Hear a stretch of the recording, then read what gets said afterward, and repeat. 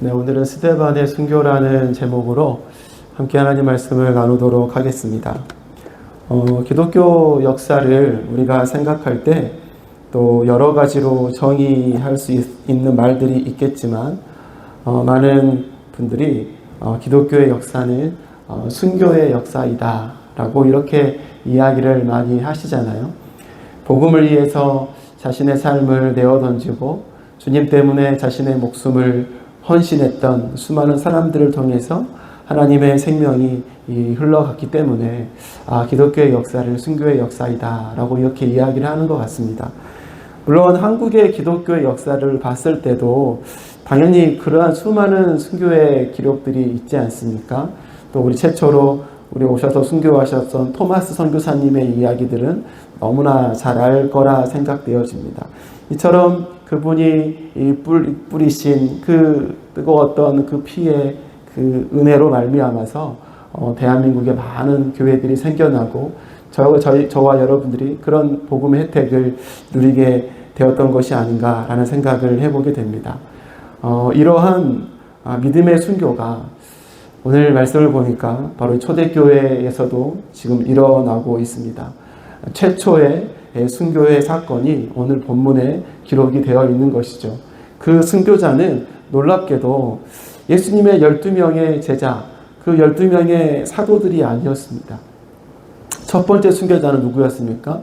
교회 안에서 일어났던 그 구제의 문제 때문에 이 다툼이 일어났을 때 그것을 좀 정리하기 위해서 7명의 집사를 뽑아서 세웠는데 그 중에 한 사람이었던 바로 이 스데반 집사가 최초의 순교자가 되었던 것이죠. 스데반은 그 자신의 역할을 충실히 잘했습니다. 구제를 하는 일들을 잘했기 때문에 교회에서 구제의 문제가 다툼이 사라지지 않았습니까? 근데 이 스데반 집사의 삶을 보면 단지 구제를 정리하고 나누는 그 일만 한 것이 아니라 마치 이 사도들처럼 그의 삶 가운데 늘 복음을 전하고 또 그를 통한 놀라운 기적과 표적들이 일어난 것들이 성경에 기록이 되어 있어요. 회당에 들어가서 수많은 사람들에게 복음을 가르쳤습니다. 그것을 받아들이지 않던 수많은 사람들과 논쟁도 있었고 수많은 일들이 있었다는 거죠.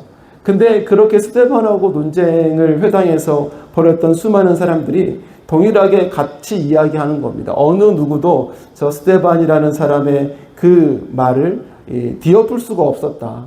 누구도 감당할 수 없는 사람이었다라고 이야기를 하고 있는 것이죠.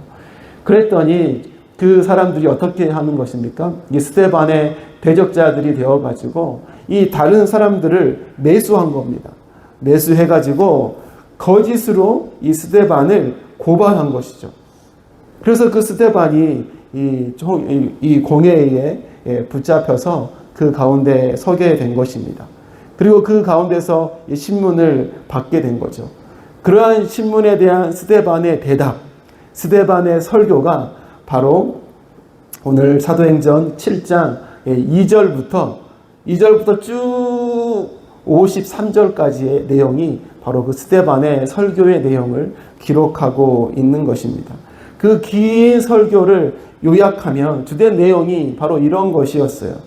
신성모독을 한다고 사람들이 스데반을 거짓으로 고발을 하였는데 스데반의 대답이 신성모독을 행하고 있는 것은 내가 아니고 바로 너희들이다.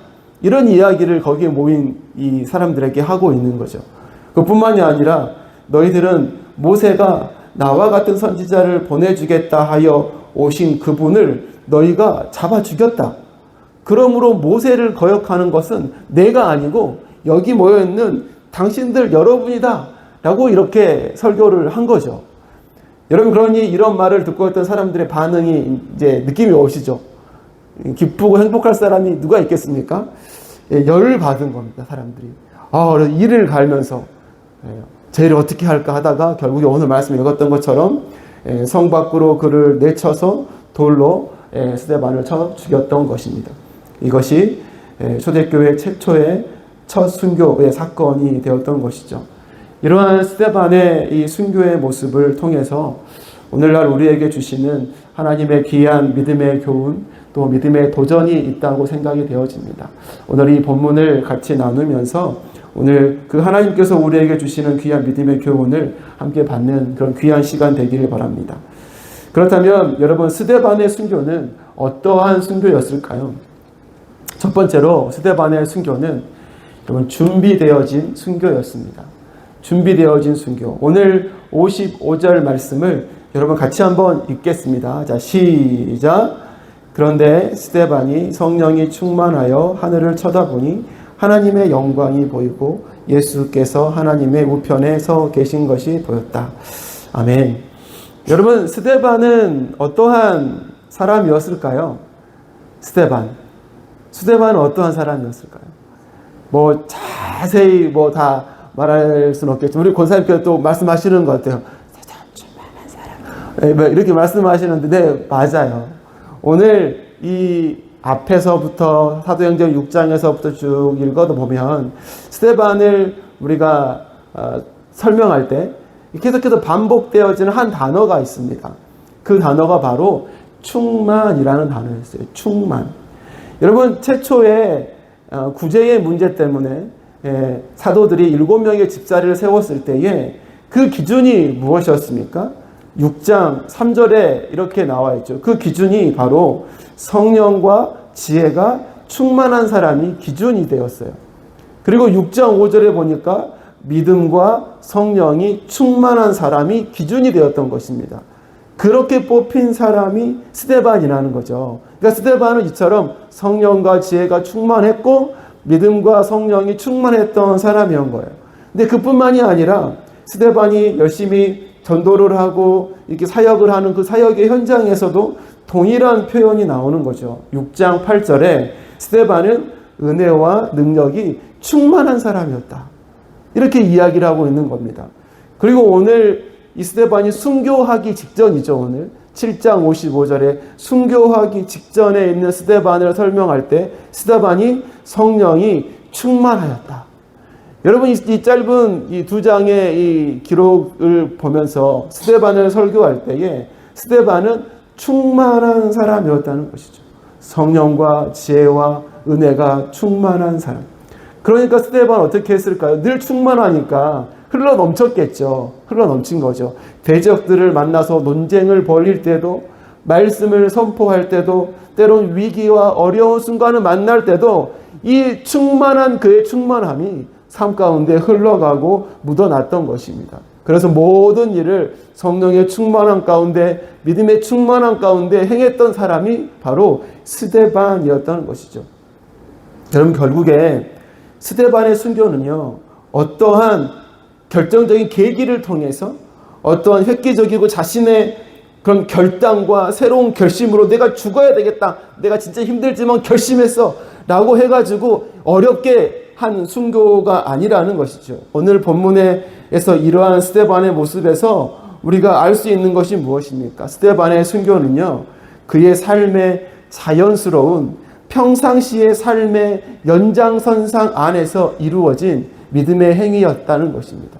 믿음의 결과였다는 것이죠. 내가 순교해야 되겠다, 굳은 결심, 힘들지만 걸어가는 십자가의 길처럼 걸어가는 것이 아니라 마치 천사의 얼굴을 하고 있는 그 모습으로 돌을 맞아서 죽었던 스데반의 선교는 평상시에 충만한 삶을 통해서 늘 준비되어졌던 순교였다는 것입니다. 여러분, 이러한 스데반의 순교가 보여주는 것이 무엇입니까? 바로 일상을 살아가는 우리들에게 있어서 평상시에 신앙생활이 얼마나 중요한지를 스데반이 몸소 보여주고 있는 것이 아니겠습니까? 요즘 시대가 점점 악해져 가고 있지 않습니까? 혹 이제는 예수 그리스도가 유일한 구원자다라고 이야기하면 안 된다. 그리고 모여서 예배 드릴 수 없는 시대가 곧 다가올 수도 있겠다라는 생각을 가끔 해보게 되는 시대를 살아가고 있는 것 같아요. 여러분, 만약에 그런 일이 생긴다면 모여서 예배 드리지 마, 예수 그리스도 구원자를 이야기하지 마 라고 그런 그런 억압과 위기가 생긴다면 우리는 어떻게 해야 될까요? 사실 동일하게 이야기할 것 같아요. 목사님, 그럼에도 불구하고 모여야죠. 그럼에도 불구하고 믿음을 지키면서 예배해야죠. 우리의 손해를 감수하면서도 예수 그리스도가 우리의 유일한 구원자라고 이야기해야죠. 모두가 다 동일하게 이야기할 것 같아요. 교회의 위협과 믿음의 위협 앞에 믿음을 지킬 것이라고 당당히 이야기할 것입니다. 그런데 바로 그러한 삶에 있어서 가장 중요한 것이 무엇입니까? 그러한 일이 닥치지 않은 지금 시대에 우리가 살아가면서 마치 그러한 시대를 생각하면서 우리의 믿음의 삶을 늘 그와 같은 생각을 하며 늘 새롭게 하면서 믿음의 충만함으로 살아가는 우리의 일상이 우리에게 너무나도 중요하고 소중한 것이라는 거죠. 위기와 위협 앞에서 교회를 위해서 믿음을 위해서 희생하고 헌신하겠습니다 라고 이야기하면서 지금의 삶 가운데 전혀 믿음의 모습이 보이지 않는다면 스데반처럼 주님을 위한 순교의 삶을 여러분 준비하는 삶이 아닌 것이죠. 오히려 그 반대로 불순종과 타협의 삶을 늘 습득해가는 삶을 우리는 살아가고 있는 것일지도 모릅니다. 사랑하는 성도 여러분, 스데반의 순교는 한순간의 결단, 한순간의 헌신으로 된 것이 아니에요. 매일의 삶을 주님과 동행하고 매일의 삶을 믿음과 성령 충만으로 살아갔던 그의 삶으로 준비해졌던 결과였던 것입니다. 이처럼 우리들도 날마다 여러분 주님과 늘 가까이 지내면서 믿음과 성령으로 충만한 삶을 살아가기 위해서 힘써야 할 줄로 믿습니다.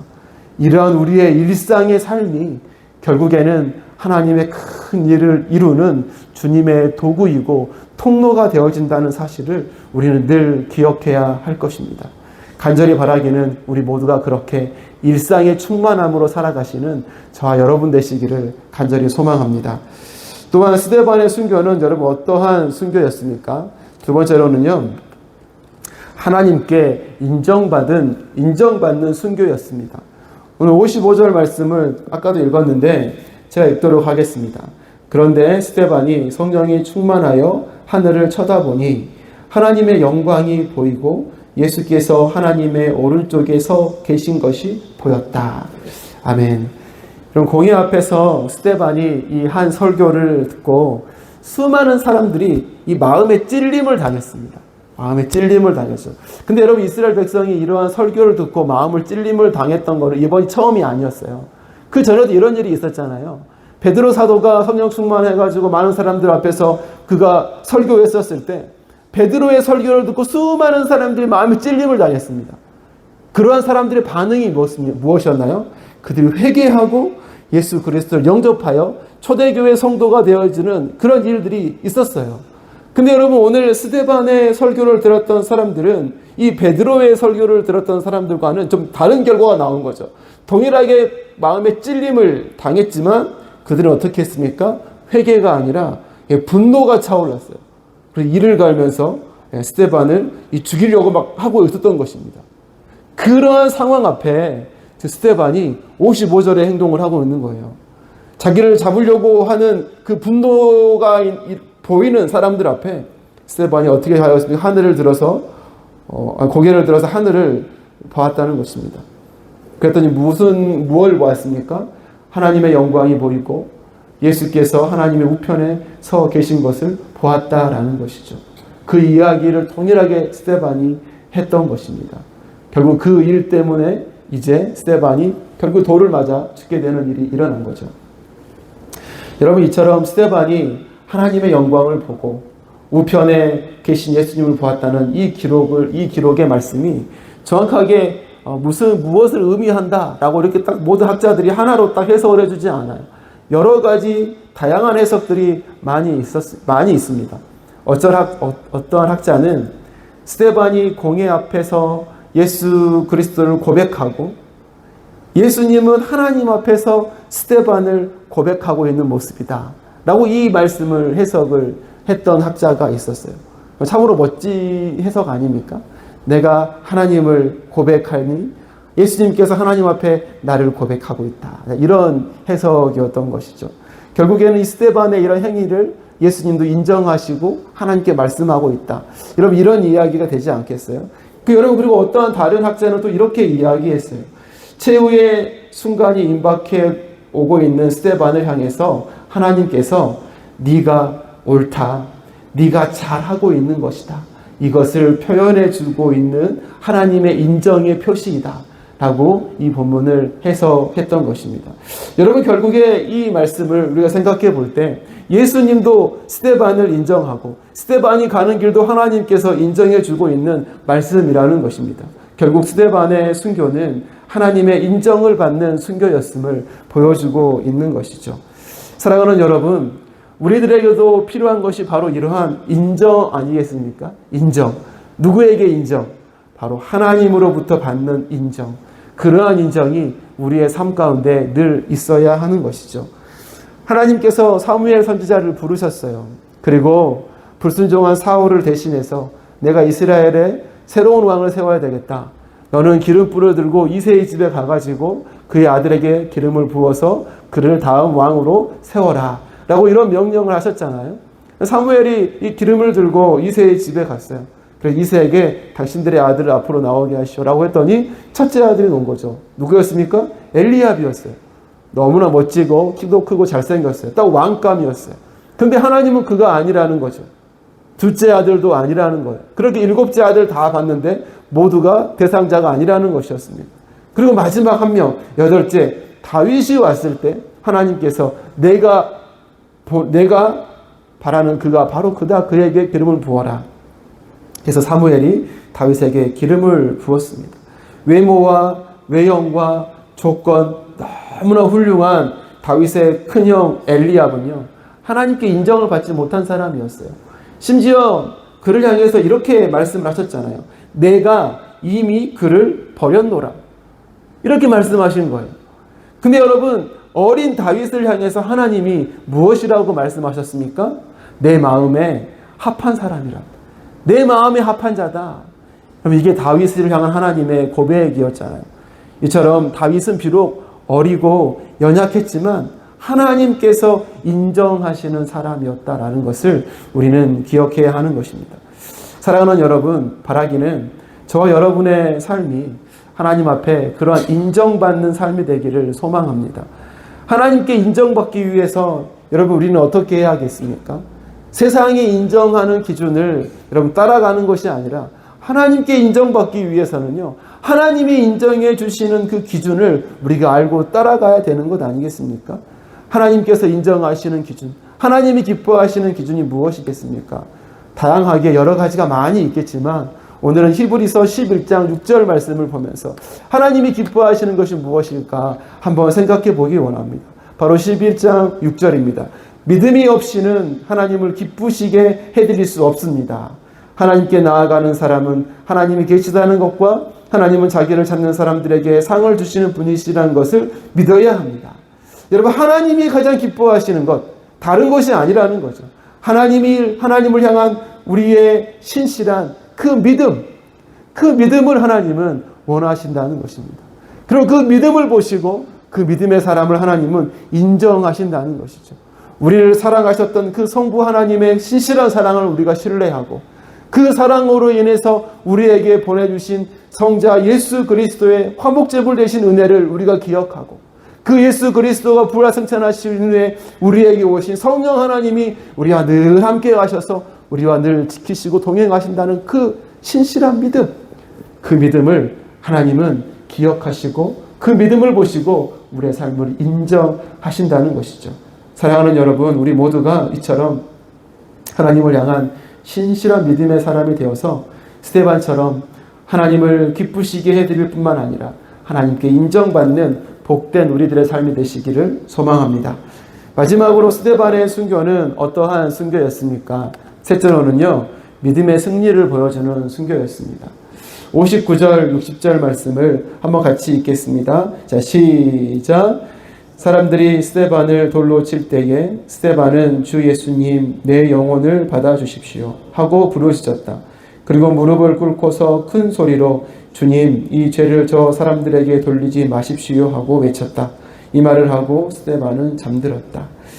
여러분, 스데반은 죽음의 위협 앞에서도 흔들리지 않는 믿음의 모습을 보여주고 있었습니다. 모든 사람들이 두려워하는 그 죽음도 스데반을 넘어뜨리지 못했습니다. 그 죽음 앞에서 스데반은요, 천사의 얼굴을 하면서 그 위협 앞에서도 성령 충만함으로 도망가지 않고 피하지 않고 그 자리에 서 있었던 것이죠. 죽음도 넘어뜨리지 못하는, 죽음도 이기는 믿음의 모습, 죽음도 이기는 믿음의 승리를 스데반은 그의 삶으로 우리에게 보여주고 있는 것입니다. 주 예수님, 내 영혼을 받아주십시오. 주님, 이 죄를 저 사람들에게 돌리지 마십시오. 이 말씀은 바로 그러한 스데반의 믿음의 승리를 잘 표현해주고 있는 말씀이라고 할 수 있겠어요. 돌을 던졌던 사람들은 스데반이 죽음으로 모든 것이 끝났다, 자신들이 옳고 승리했다라고 생각할지 모르겠지만, 스데반은 오히려 이제 나는 주님과 함께하는 영원한 생명으로 들어가고 있음을 선포하고 선언하고 있는 것이죠. 그리고 자신을 대적하는 자들에게 원수를 원수로 갚는 것이 아니라 원수를 용서로 덮는 이긴 자의 넉넉함을 보여주고 있는 것입니다. 죽음에 매여서 죽음을 두려워하는 자가 아니고 오히려 죽음조차도 흔들지 못하는, 죽음도 이겨내는 승리의 사람, 바로 그 믿음의 스데반의 모습을 보여주고 있는 것입니다. 목숨을 위해서 복음을 내려놓거나 증인의 삶을 포기하는 것이 아니라 어떠한 상황 가운데서도 복음과 증인의 삶을 살기 위해서 자신의 모든 것을 다 내려놓았던 그 믿음의 사람인 것이죠. 복음을 향해서 기꺼이 날아오는 돌도 맞아내는 그러한 믿음의 모습, 승리자의 모습을 스데반은 우리에게 보여주고 있는 것입니다. 이처럼 스데반은 믿음과 복음으로 세상을 이기고 죽음까지도 이기는 승리의 모습을 우리들에게 보여주고 있는 것이죠. 오늘 이러한 스데반의 순교의 모습을 보면 우리 꼭 한 분이 생각나는 것 같아요. 누구시죠? 바로 우리 예수님이 생각나지 않습니까? 예수님. 예수님께서 죽으시기 전에 바로 스데반과 동일한 고백을 하고 있는 거예요. 순서는 달라서, 순서는 바뀌었지만 동일하게 예수님도 저 고백을 하나님 앞에 하셨지 않습니까? 예수님께서도 죽으심으로 세상과 죽음과 사망조차도 산산이 부수시고 완전한 승리를 허락해 주신 분이 우리 예수님이셨잖아요. 이 스데반의 모습을 생각할 때마다 마치 예수 그리스도의 그림자를 보고 있는 것 같은 마음이 듭니다. 사랑하는 성도 여러분, 스데반의 순교는 믿음의 승리를 보여주는 순교입니다. 우리들 삶 속에서도 바로 이러한 믿음의 승리가 있기를 소망해요. 환경과 상황에 지배당하지 않고 죽음까지도 두려워하지 않고 이겨낼 수 있는 믿음, 그러한 믿음이 우리에게 있어야 하겠습니다. 히브리서 11장 19절에 보면 놀라운 믿음의 고백을 한 사람이 있었어요. 바로 아브라함입니다. 하나님께서 이삭을 죽은 사람들 가운데서도 되살릴 수 있다고 아브라함은 생각했던 것이다, 고백하고 있는 것이죠. 하나님을 향한 놀라운 믿음의 고백이지 않습니까? 죽음도 세상도 상황도 결코 넘어뜨릴 수 없는 놀라운 믿음을 보여주고 있는 것입니다.